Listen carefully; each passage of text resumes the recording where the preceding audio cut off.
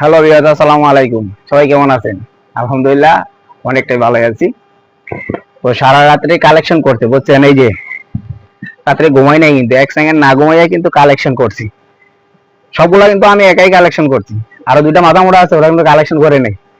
এখন মনে করেন এই দিয়ে এখন ভালো করে দমু দইয়া, আর মাথা মোড়া দুইটা আছে, দুইটাটা লইয়া ইচ্ছা মতো ভাগা ভাগি হইয়া খামো।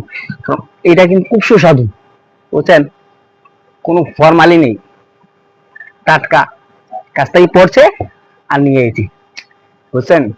তো যাই হোক, অবশ্যই আমগুলা সারা রাত কুড়াইছি, তো পরিশ্রম করছে, এখন খামু। আজ থেকে আর হয়তো আম দোকানে হইব না, কারণ আমার তো নাইট ডিউটি। আর যে মাথা মোটা দুইটা আছে না, এটা মনে হলো যে ঘুমাইলে ওই যে গাজীপুর চৌরাস্তা চলে যায়, যাই দেখে যে বাসে ডাক্তার দেয় নোয়াখালী বরিশাল হেন টেন তোমরা ওগুলা যাই। তো সবাই ভালো থাকবেন। এই 4-5 দিনে আমরা সর্বোচ্চ মনে হয় 6-7 কেজি আম খাইছি, একটাও কিনা লাগে নাই। রাত্রে কালেকশন করছি, কালেকশন